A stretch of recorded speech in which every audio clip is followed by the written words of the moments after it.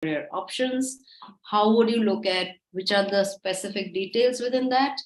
And following that, I'd like you to, meantime, put down your questions in the chat box or raise your hands when we are going to be, when we finish the talk. A few lines on Professor Nidhi Gupta. She is an alumnus of NID, National Institute of Design, and has done her master's in strategy design management. Nidhi has been a practicing designer as well as has also been in design education to bring more awareness to how design really works, how design can be applied, and what needs to be done for the design of tomorrow. So, Nidhi, may I welcome you to the webinar? Please go ahead. Thank you so much, ma'am. I hope I'm audible. Yes. All right. So, starting off with where we're going to start a journey today, we are going to talk about tomorrow's trend in digital design. Of course, we have been talking about digital technology, we have been talking about digitization, we have been talking about digital literacy. But what does it mean for the design field? What does it mean for the existence of digital design as we know today? So, moving forward, we are going to be talking about the three key takeaways: the specialization in digital design domain. What are these specializations are like? What are designers' role in this digital age, and how does this domain progresses? And we're going to make sure that you look at a lot of students' work, a lot of background work of how designers work through it, so that it gives you a clarity of if you're choosing to go for this career for yourself, how are you going to take this forward? The second key takeaway that we're going to do is role of technology in digital design. Now, of course, we all have questions. Should I go for course where only design is taught? Should I go for course where only technology is taught? Is there a good course available where technology and design comes together? How does it work for us? So, we're going to take silently these options and work around it and see how design and technology is going hand in hand and what are their role and key important roles into it. And the third thing we're going to talk about is tomorrow's trends in digital design. So I'm going to touch upon a little about how design is moving forward and what are the kind of trends that are expected to go ahead. Now, let's just go back to the history. So when you want to talk about the future, you have to look at the history. You have to look at where are we coming from so that we have a better clarity on where we are going. So, of course, when we talk about visual communication, we talk about visual design as we knew it. It was the art or the profession of using just design elements such as typography, images to convey information or create an effect. That's where the whole cycle of communication started. So, if you look at this artwork, you can see that there are certain images that they're speaking about. There are certain typographic relevances that have been used here, especially related to the train ad that you can see, So the communication here really expanded exponentially. And, it gave a derivative to a lot of designers to start using. So if you really talk about it, it is basically talking about lithography as it was introduced in the industrial revolution, and it took on for designers to start making their designs hands on and then printing them in masses to reach to a larger audience, so they could communicate that, convey that information easily. Moving forward, we started bridging the gap between companies and people. We started talking about effective design, and that's where the design as we know it today exists, where we are talking about branding, when we are talking about an essence of a brand, when we are talking about how they communicate, how people relate to the brands, so design move forward into just not being a tool of design, but a tool of strong communication and a tool of effective communication. Moving forward, now we're in the age that we so relate. All of us wonder and look at how we are in the age as we know it. So maybe for many of you who are really young can relate to this age and not the age that I have mentioned earlier. But use of design in everyday through social media, web and technology are the way forwards, and we know that they are working, right? Diluting boundaries, the reachability of the digital age for the brands to grow, have become accessible across the world. So just summarizing it, we are talking about the journey from here as you see it, where we have lithography prints and media is happening, turning on to the next, which is the digital print age era that we know of, coming to the digital age area that we know. Now, within all these three differences, design has always played a very crucial role. Now, design, when we talk about it, of course, here there was a lot of art and design. Here, a lot of design and strategy got introduced. And now, here we talk about design, strategy, and technology together. So now we are getting into the complex world, and let's talk about how design has changed over a period of time, and for you to relate to understand whether is it a good career for me, is it the right career for me, should I think about it, or can I be a part of it, so all those kind of questions we're going to try to answer. So the first area that I'm going to touch upon is visual communication in branding. Now, why is this an important thing to talk about? So I'm going to show, right in front of you, you can see a logo here. And this logo is about a brand we all really relate to. And I think it takes us a snap of 30 seconds to relate to this. So this is Nike, we know it. And Nike here is not just a brand that we wear because we need something comfortable and we need something that can support us in our athletic activities, but we are talking about a product of attitude. Now, when we talk about a product of attitude, we see the swoosh here, and we know that it relates to this tagline, which is very strong, that we a lot of youngsters like us associate with, and like you associate with, which is the just do it attitude. Now, a just do it attitude meant much more than just wearing shoes. It never spoke about shoes here. It never spoke about the product that they're selling. Nothing, none of it talks about that. Okay, it's a shoemaking brand that we're talking about, but it still talks about an attitude. So if you have an attitude about just diving into things and doing it, you will go for Nike. Now, all this is part of a communication that you try to bridge with the users who would love to consume this brand.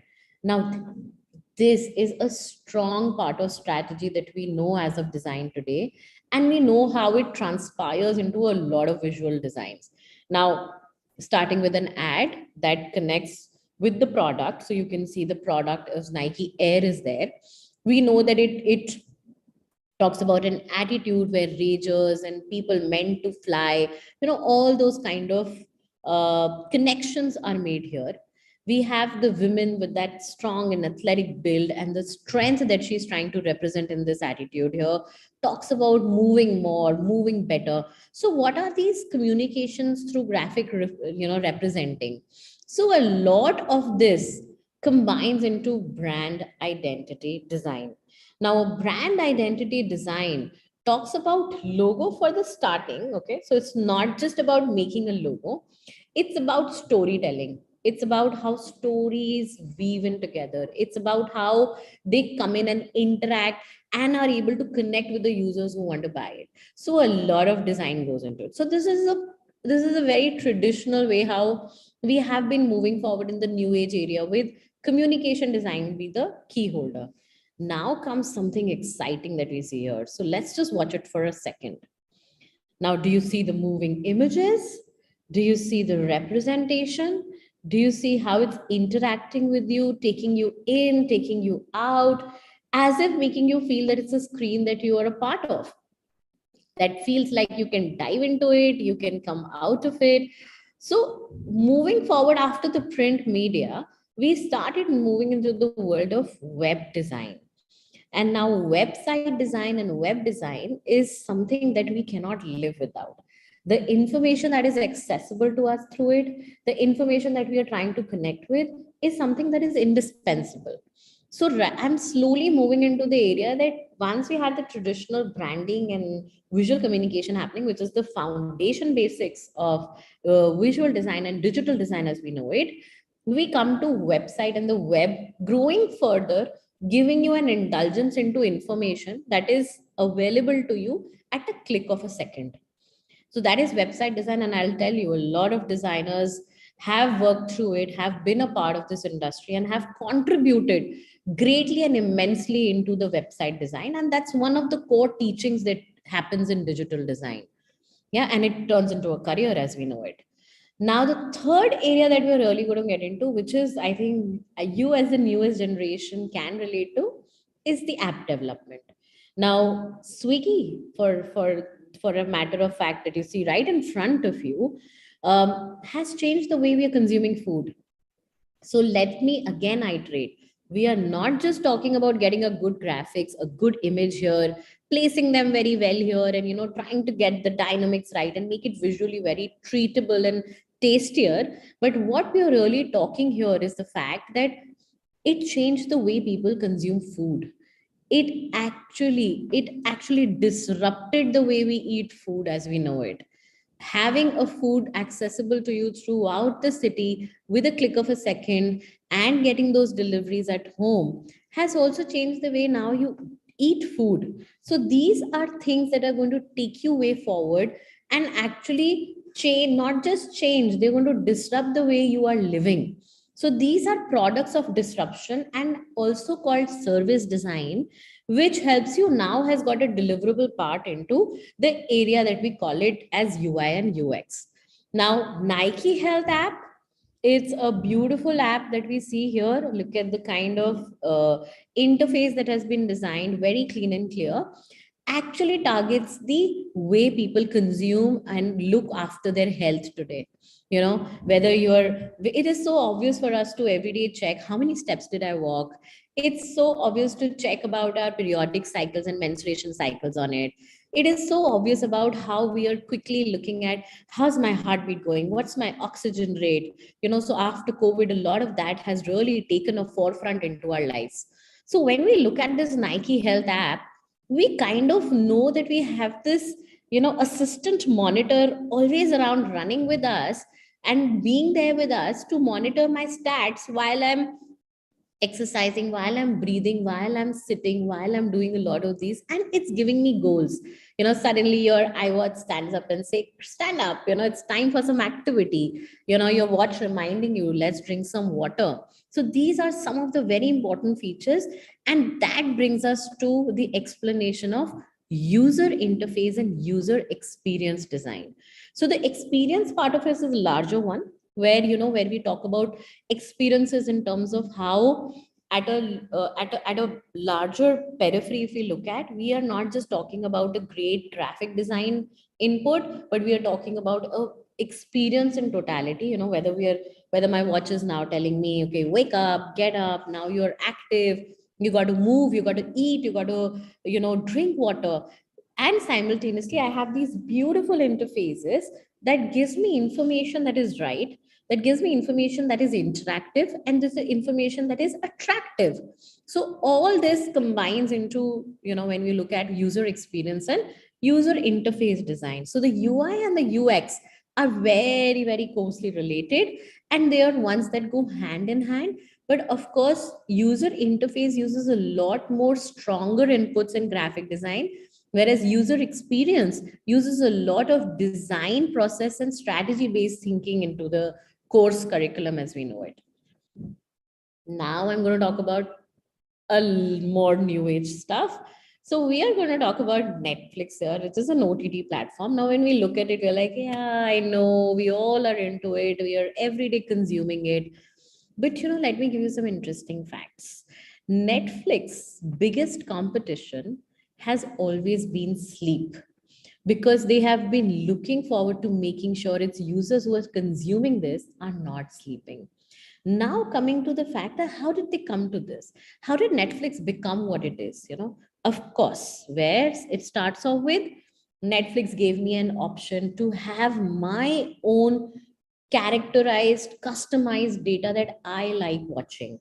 So when I, as Nidhi, is going to be creating a portfolio and a profile, I know I'm going to use this and use it to my advantage to go and see what the kind of content that I would like to watch. Now, at the same time, I have other members in my family, that's my husband, that's my son, and that other people of my family who are watching it can also customize. And every ad that I'm going to see here, every relevant clip of the trailers that I'm going to see here, they are customized. So now I'm moving into a world where branding is needed not just for an age group or a larger group of audience, but it is needed for individuals like us. So imagine the consumption of graphic and visual communication that it takes. Now, this is a heavy bolster area, and it takes on not just graphic design, it just not talks about visual communication, it talks about digital products. It talks about products that go beyond just your experiences, but into your lifestyle, and it engages with you. So I am sure that many of you must have watched these Netflix interactive films. Of course, what do they do to you? They give you an option to choose the destination, and what happens with the protagonist in the movie. You can choose that, and you can decide and then take the course of action. So look at the level of customization we are talking about, and imagine the immense work that goes into it behind the screens, with the designers and technology coming in together.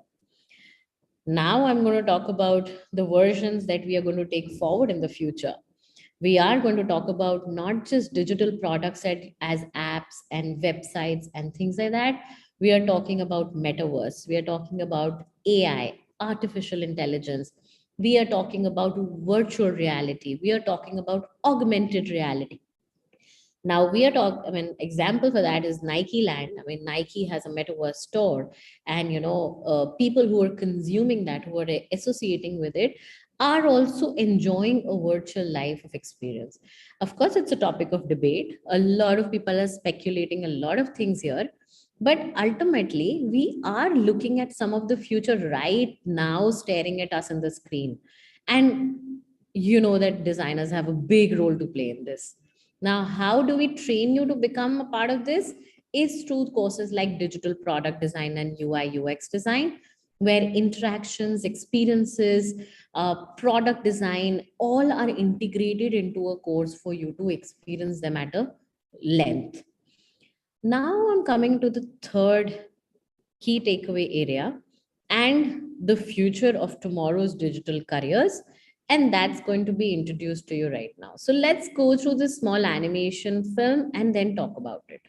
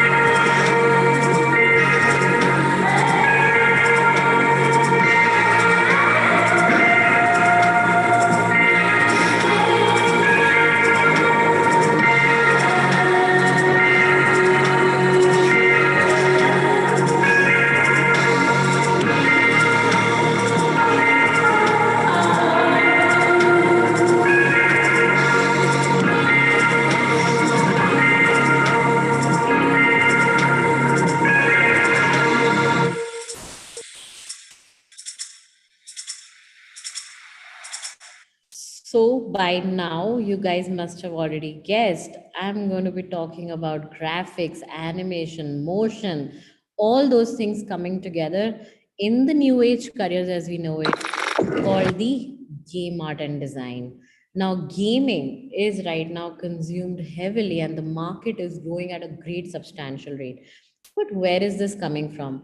Is it only entertainment? Okay, so let's question that and see what designers are really doing. So, right now in front of me is this game, which is approximately 10 years old now, but it is still world's best known games around us. And I'm sure many of you can already guess it. This is Minecraft. And Minecraft has given us the dimension of creating things for us in the virtual world as we like it, live it the way we like it, and play with it the way we like it. Now, what does game design include? Huh?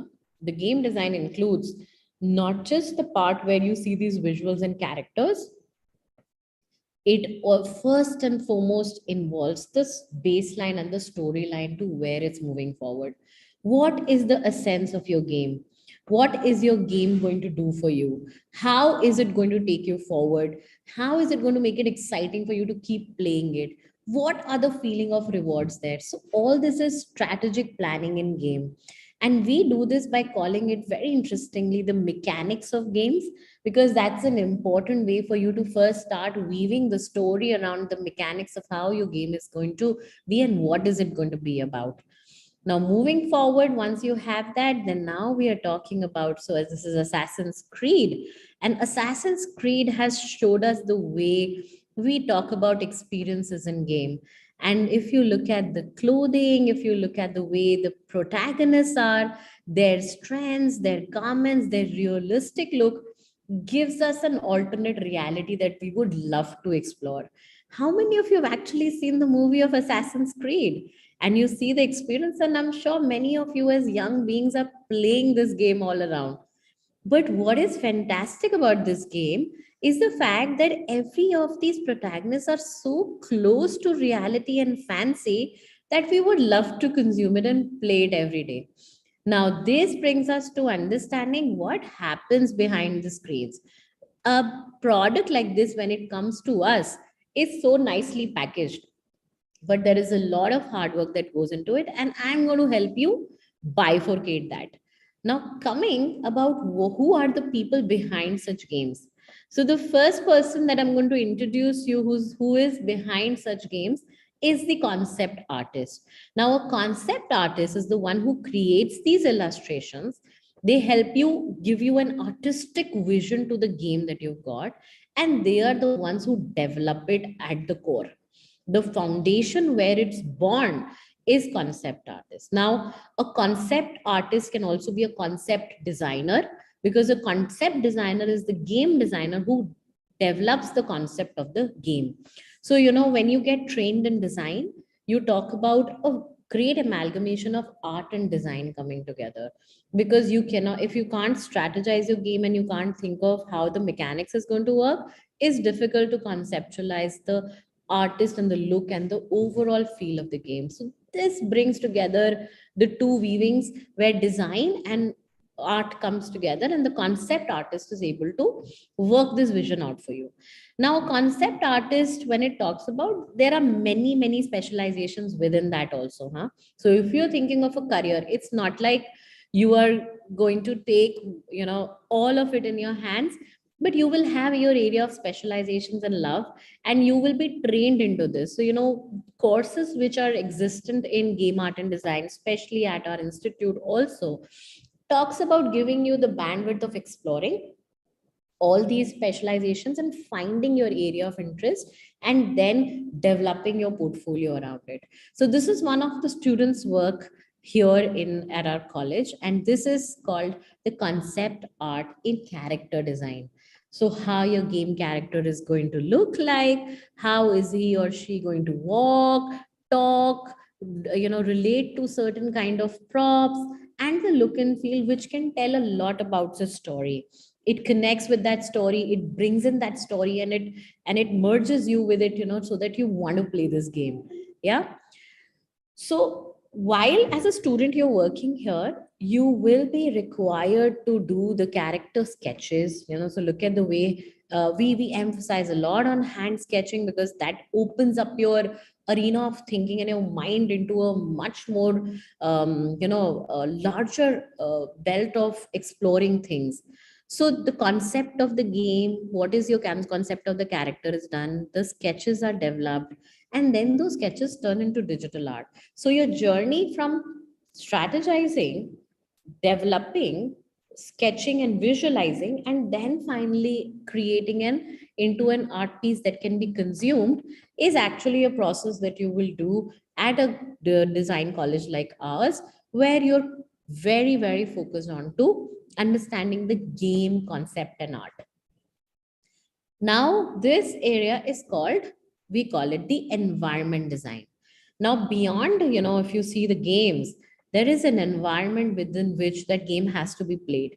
And until as that environment is impressive, it will not be able to, hold up the users who are likely to play. So what we do here is we help students visualize the environments. We give them the leeway of understanding it and conceptualizing it and making it. So environment design becomes an important part. Now, the third part that I'm going to talk about is the prop design. Now, prop design is also called asset design. It is also called, assets and objects that are supposed to be developed in the game. So these are the ones which are very, very focused on understanding products around you. So, kaise, how a normal scooter for you becomes something like this in the game, and the relation from here to here, the journey from being so realistic to being so relative is very, very important in this journey. Now, all this is a part of 2D graphic artist work. Now, a 2D graphic artist, what does all that you saw, where the character is developed in the basic 2D concept, you can see the environment being developed in the 2D concept, and then you see the objects being developed in the 2D concept, and those 2D graphic artists are the ones who play a crucial role in developing it. Moving forward, look at this image. This is also one of a student's work, but you see the environment now has moved from a sketch to a real time image. And this real time image for you is about the depth, the quality, the details, the texturing, the feeling, the lighting. Now, all these are a part of 3D modeling as we know it. Now, 3D modeling and visualization is about spaces. It could be about products, but mostly about the details and texturing of it. We call them the 3D graphic artist. They're going to take your character and detail them out, let you see the feelings of the materials that are experienced there. It will give you the detailing of the body structures and the muscle movements that are there into it, and give you a 3D model around which that you can work around with. So modeling and texturing are a part of it, and done on softwares like 3D Max and ZBrush. Now comes the magic work. That is the animation work called the animator. Now the animators are ones who create your three-dimensional objects into moving creatures, life, and it actually gives kind of life to your artwork. So the Assassin's Creed moving in these ways and forms are all animations. They're the ones that help you animate things. They're the ones who put life to what you're doing, and it gives you the dimension of experience into your artwork. Now we also have rigging artists. Now a rigging artist, once your movement animations are done, to make it look more realistic, a rigging artist is the one who studies all these features, muscle bone joints, the way the movement of the character is going to be. So, if you see here, it's kind of explaining that if you even have your hand risen up like that, what are the points in which it will be moving? What are the points? Because if your game doesn't mimicrise at some point of level reality of what humans see around themselves in life, it will be difficult for people to relate to the quality of your artwork that's there. And it's pretty important for us to make sure that that consummates and goes forward. Now also, you want it to emphasize on the digital product, because game is also a digital product, right? So the UI and UX artists are the ones who talks about the seamless experience of gaming into it. Now since this is also a UI UX designer also works into this, but having an experience around gaming gives you an extra edge to actually pursue this as a more formal career. So, when you talk about game engines like Unreal Engine, you're talking about Blender, you're talking about Unity, and how these game engines for programmers are used to make functional objects and game products is what we look at in the course ahead. And but not last but not the least, we're going to talk about the VFX artist. Now VFX artist talks about the visual effects.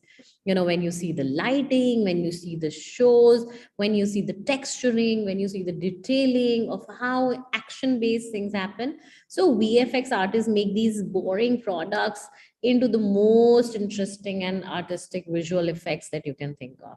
Now these are the kind of areas that one's work in. Now, I'm going to also highlight a bit of that. It's not about always art and design, but it's got a lot of managerial roles into it. So, let me bring all of the three together in front of you.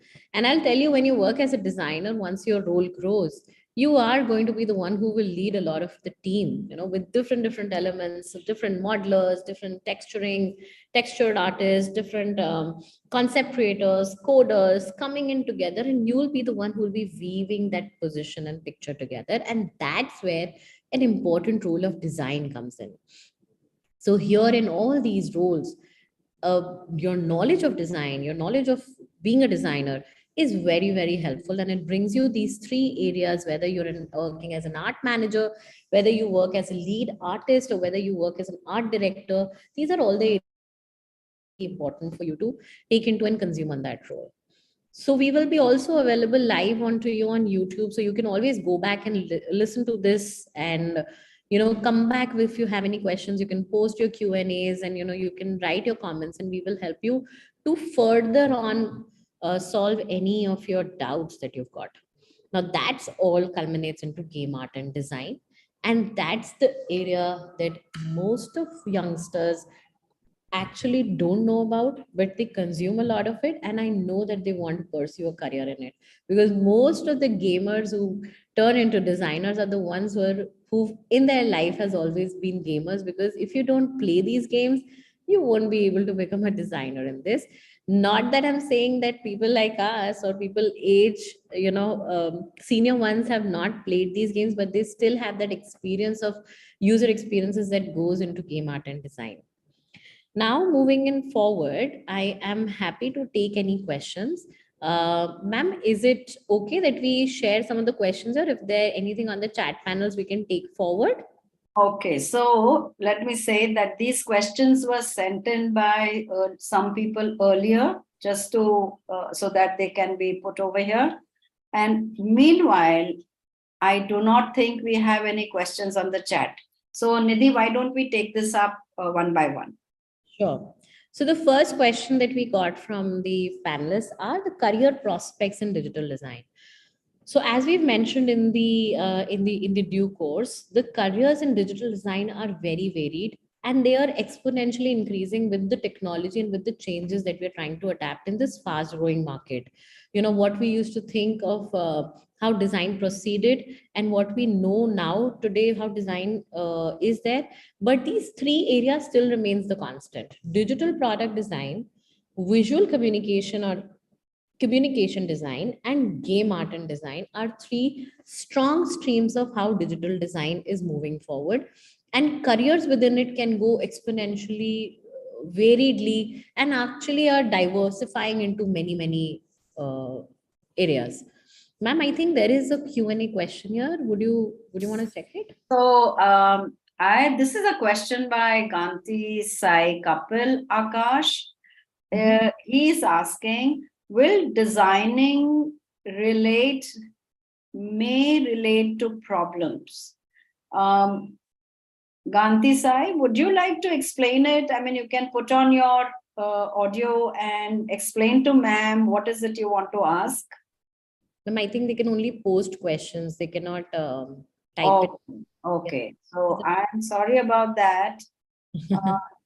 If you would like to elaborate, will it relate to problems? Is designing only about solving and relating to problems? okay. Can you answer that? Yes. So I think in philosophy, if we look at it, yes, design started with the basics of solving problems, and it still remains true to its nature in terms of that it's not just about making sure that something beautiful and aesthetically nice is appearing for you, but design as a solution has to be a problem solver. Now problem solving these days is not just about something that you're experiencing and it's not great, and you would like to solve it by bringing in a solution to it. Now your problem solving is talking about disruption. It's even questioning whether you need these things or no. So let's say, I mean, the very fact that we are questioning the phone books that we had, you're talking about having cameras altogether or not. These are disrupting the way we are consuming, the way we use Uber now, the way we are consuming Swiggy app now. They are also questioning not just problem solving, but also solving problem at a larger periphery of trying to know whether do we even need it. In the age of technology advancements, do we need that?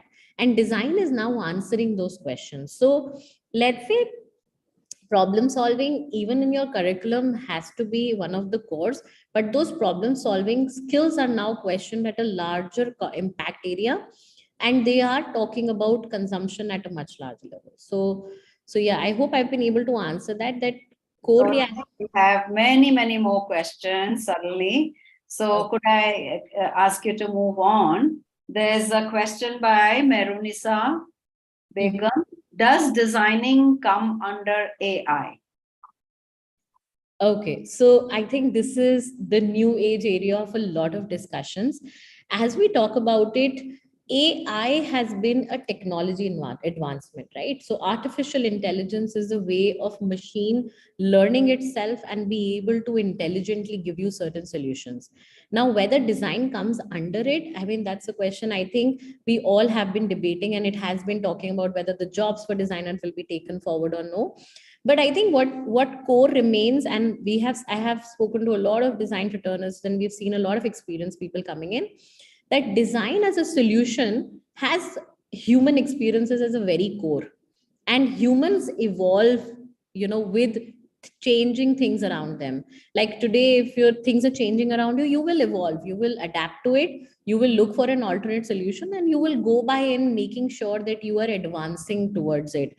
So as of now that we see it, that even in design, we're going to take up this technology that is available to us, we're going to build onto it, and we're going to go forward into getting better design solutions for us.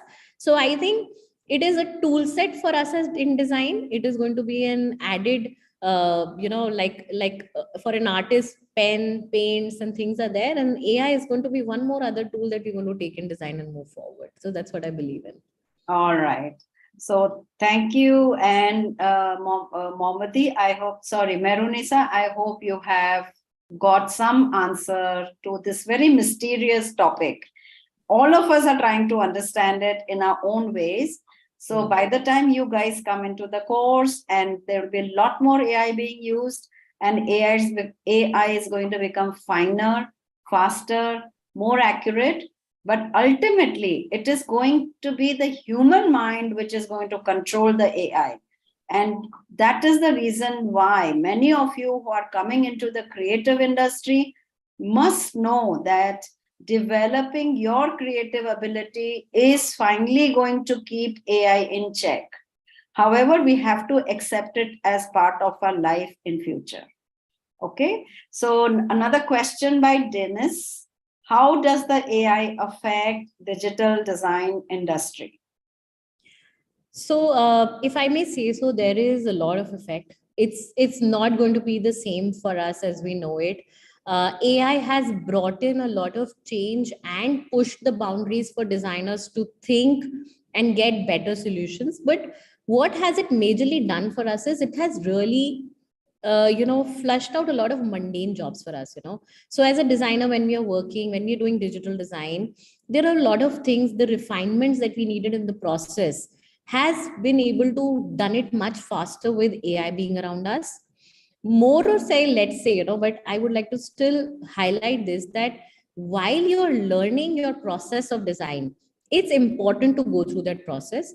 But ultimately, when you start using it in the industry, when you're refining and you've become experienced, then I think it takes over and it gives you those mundane things that you are not necessarily required for you to be done as designers, can be taken away, and you can put in your value and your time and your brain into doing the job that human brain does at its core.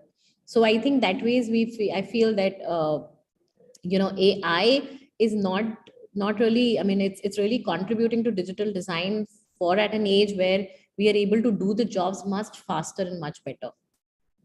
All right. Thank you, Nidhi. So a big question from Farzana.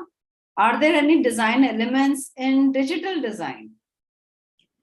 Okay, so yes, so though we have added digital to design, the design still remains what it is.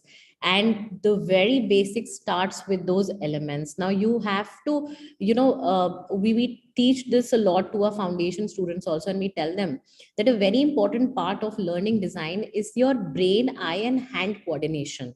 Now your brain, eye, and hand coordination works on paper first, because you realize how your movement skills are important, so that your brain can control how your hand is moving. So those are important things to do. And then once you adapt to those basic concepts of design, you're able to use the technology to do it faster.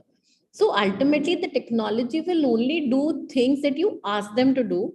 And for us to understand what to be asked for this technology to achieve is something that is the core learning process that we keep intact. So we have to first become a designer, and then we become a digital designer. And in the due course, we take this technology forward to make sure we are able to achieve the solutions faster, more appropriate, more relevant, and much smarter. All right, now comes the slightly difficult one. This question is asked by Nitya, a very smart question.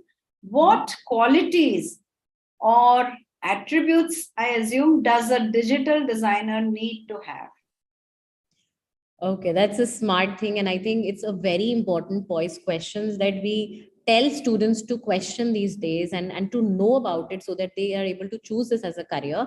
Now, when we look at the design as a skill, we say it's the power of how you're thinking, how you're able to map and bring those things together, and add that emotional and your experiential touch to it, and bring out a solution that works for your audience, or in the periphery of design. Now, in digitization, we also have a tool set of technology that embeds us into alternating the way I'm able to make a solution for my user, which is much more friendlier and easier in terms of the times that we know today. So, like, let's say, even as digital product designers, you are giving a solution, whether it's an Apple Watch, it has not just made sure that it is digital, but it has changed the way we are comfortably consuming a lot of my lifestyle today, right? So now this lifestyle today that it changes has that core of thinking abilities. For a designer to do these solutions, you need to have thinking abilities, you need to have your ability to bring together different elements, rule them under the principles of how human psychology works, and then be able to provide a solution that comes from not just your tangible experiences, but from your heart and your experience of you as a person also. So there is a you in your design, there is the principles and strategies in design, and there is then the human ability to think. So I think these are all the skill sets that are pretty important to learn or to engrave yourself as a better digital designer as we know it today. All right. Thank you, Nidhi. A question from Ganti Sai. Does designing have any type of contents? Does designing have any type of contents related to it? Any specific contents? So, when we talk about the learning phase of design, as we call it, like the 4 years of journey. So let's say generally you see a design course is spread across 4 years. Yes, there is contentful thinking in that, because as curriculum planners, we do a lot of those thinking. And if I tell you and take you through that journey, your foundation here is a lot of training between your mind thinking and your other attributes and your motor skills working around it. So your first year foundation talks about a lot of clarity and exposure in terms of your brain that it needs, how it needs to look at observational skills differently, how it needs to look at the world very differently. And it talks about how you are able to adapt to that and have your motor skills be trained into it and tuned into your brain, and they work in coherence with it. Now once you move into your second year, this second year is about skills. It will be a lot of about adapting to new technologies, what are the kind of softwares available to you to find some solutions, how are you able to use these tool sets. We give you like a plethora of all these kind of tools that you would like to use and experience, and bring them all together for you to find, now you have a voice, you have the words and language, and now we let you start creating. So, and a lot of emphasis goes into concept clarity also in the second year. Now the third year brings you the benchmark of amalgamating the two, where you have technology, you have design skills, and you have your skills to bring together the process in which you're able to create a product that is solving problems, that is also digitally in tune, that is making sure that it is not redundant, in terms of its viability for the next many years. So the third year is a lot about those characteristics that brings it together, of you becoming the smart one who brings all these things together. And the fourth year is a lot of professional learning. See, ultimately, when we talk about design, it is a part of a huge business. It has to be a business oriented mindset that has to work around it. Now, when they say about business, I just don't mean about startups and about businesses that run independently, but also about your business mindset and acumen, even in corporates, even in role plays that you're doing. So that the fourth year talks a lot about your managerial skills, about understanding pipelines, about understanding how that structured approach has to work with people with different sets and experiences, and bring together a successful output that is going to be viable in the market, and that is also going to be fruitful in terms of its profitability. So I think these are the four content areas that are very important for you to learn and have in your design journey. All right. Thank you for that. A very simple question and straightforward question. Does designing come under AI? I think we've tried to answer that again. And I would say that it doesn't come under AI, but AI is going to be a tool for us to design better. Right. So it has to be looked at as that tool. All right. I'm going to, okay. How does the AI affect digital design industry? So if we look at, every change that comes into the industry is also going to, change a lot of your processes and thinking. So within the digital design industry also, a lot of your regular mundane jobs, things that you're doing repeatedly and, doing with your hands, with your mind, with your artworks, which are time taking, but not brain taking, are definitely getting flushed out. A lot of thing about AI is also the fact that it has made it an easy route for accessibility to people for design. Now, how is that valued and viewed is going to be when market really progresses and people are able to understand the human intention into it. That is a simple example that when photography came in, it was not like, a lot of artists did go jobless, but most of the artists who were able to take it forward now has got that exclusivity in place because of photography coming in. So there will be alternate careers, there will be alternate ways in which a design will adapt around it. But taking forward, this change has to be like creating a base for a designer at a much advanced level. So I think this is how it's going to go forward. Okay. There's another question by Farzana. Are there any design elements in digital design? I think you'll have to explain a little bit more about what digital design is. It doesn't replace anything. So please go ahead and answer that. So digital design, it doesn't replace design altogether. It's an added version of technology in, inbuilting into it. So it's about building your designs with the kind of technology that's around you, and also the accessibility that it gives you. So today the digital design is not just looked at because you've got some softwares and you've got some power tools to work around it, but as a designer, when you look at it, your user is sitting on the internet 24/7. You are consuming data on Instagram, you're consuming data on YouTube. So these are the digital platforms on which a lot of accessibility is available. Now, how do you target your user and you're able to look at all these things around you and become a stronger being at making a solution for it? So you have to be that designer who looks at all these things and who are able to bring that elements together to give you the solution. So, and even if you talk about the elements, whether the softwares are being spoken about, whether there are certain abilities by which you are able to make your job easier, but ultimately it's only making your job easier.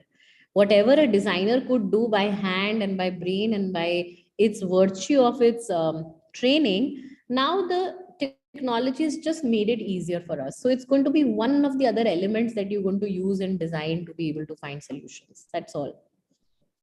All right. So many questions answered. I'm just wondering whether I left out any. Can you just let me know, Nidhi? How does the AI affect the digital design industry? Have you answered that?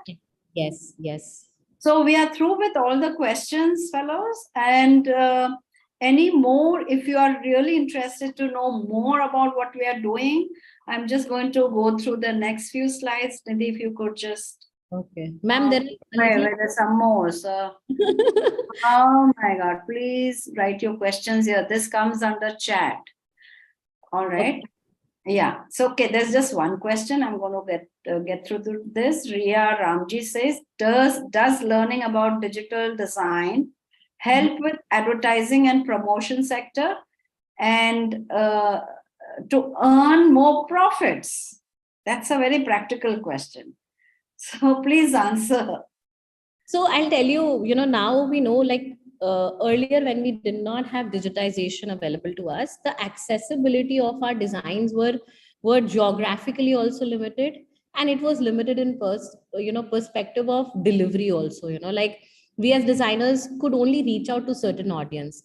But now that we know of how advertising and social medias and networking is really functioning in the day age that we know today, the accessibility of users to designers have also, or the clients to designers have also variedly increased. So today I can imagine sitting in India and designing it for a user sitting in some small town in any part of the country, any part of the world, and I would be confident enough to deliver that because of the information that I have, the accessibility that I have, and also the communication that I have. So I think it has increased our audience of accessibility to design, and that works for us as designers, because we would, what excites us every day is to have new challenges, new learnings that we can explore and exploit. So these are, I think, the ways in which now the digital age and the digital advertising as we know it has made it much more challenging and fun for us to have new challenges every day. So I think, yes, that ways it is exciting, and it's going to grow further. Thank you, Nidhi. Nidhi, can we quickly go through the rest of the slides? Yeah, ma'am, I think there are Q&As here on the Q&A section, which I think none of it we will answer, because there was a lot of them No, talking. we have answered all of them. Which one of them have better scope, fashion design or graphic design? Oh, where does that come from? Sorry, have I missed something there? Ma'am, you can see on my screen. Um, oh, from here, you mean from here? Yes. So on the section of Q&A, we have some questions, and I think these were questions posed in and we couldn't answer. This. So since, I mean, I think we are almost, so I we'll, think we'll do it very quickly. Would yeah. you like to Yeah, I would you like to answer the last one? You finished answering career prospects, digital design versus design development, or future in India. I mean, I think those so, are. so there is this question about which has got better scope, fashion design or graphic design. So I mean, this is question has come 2 times, so let me just quickly try to answer it. See, I think the design as a process is very wide, and it when you get trained as a designer, you get trained into a skill set or a mindset of thinking, right? Now those thinking can apply into multiple fields, whether as fashion design or whether as graphic design. But the digital design as we know it has diluted a lot of these lines. So now let me give you an example, that the Assassin's Creed slide that I showed you has a lot of details of fashion. The way the garment is, the way the detailing of the garment is, even the drapes of the garment can tell you the kind of fabric the designers have imagined. Now, that is all scope of fashion design, but working in gaming, but working in the industry of gaming and game design. So it's not like that fashion design does now has to only be limited to cutting fabrics and sewing them and making them wearable, but it is also about metaverse, where we are talking about fashion at a very different wavelength and periphery. So if you want to become a designer and you love fashion, it's not like you don't have an option not to become a fashion designer and do something else, but you can become a game designer and actually work on characters with fashion. So that's something we really tell our students moving forward. uh, Digital marketing and graphic design, If you ask me, they both go hand in hand. They are not isolated in any form. Digital marketing is a tool set for graphic designers to understand the digital design and make that accessible to the market much better. So in fact, within the visual communication course and the advertising course that we have got, we teach students digital marketing. So it's just one of the tool sets. Again, like AI, it is also a tool set. Digital marketing is a tool set for us as a prospect to understand and become a better designer. Ma'am, I think we've kind of we'll move forward now. Yes. So very quickly, I'm very hopeful that for you today, it has been an exposure and awareness session. It has probably clarified many of your doubts. But however, a lot of these details perhaps are going to need more explanation, which is not going to be possible today. In case in future you are seeking more answers, you want more explanations, you are welcome to connect with us through our counselors and through the contact points we are giving you. These are the 3 programs stated over here, which are 4-year programs after 12th standard. And Nidhi ma'am has already taken you through the scope of jobs, placements, kind of content and industry that you will be attached to. Next. You may please take a click of this. This is our contact number, our website, and our Instagram account. You please follow them. We'd love to see you there. Give us a thumbs up and give us a like. You'll be informed of a lot of activities happening there. If you'd like to know more about the activities, you'd like to join the activities, give us a call. We have a series of internships lined up, series of workshops, singular workshops, as well as many lectures, info sessions, and meeting points with you, with many students from many schools. You are most welcome to join us. Give us a call. So merci. Thank you very much. Thank you so much. Thank you. Thank you. Bye-bye.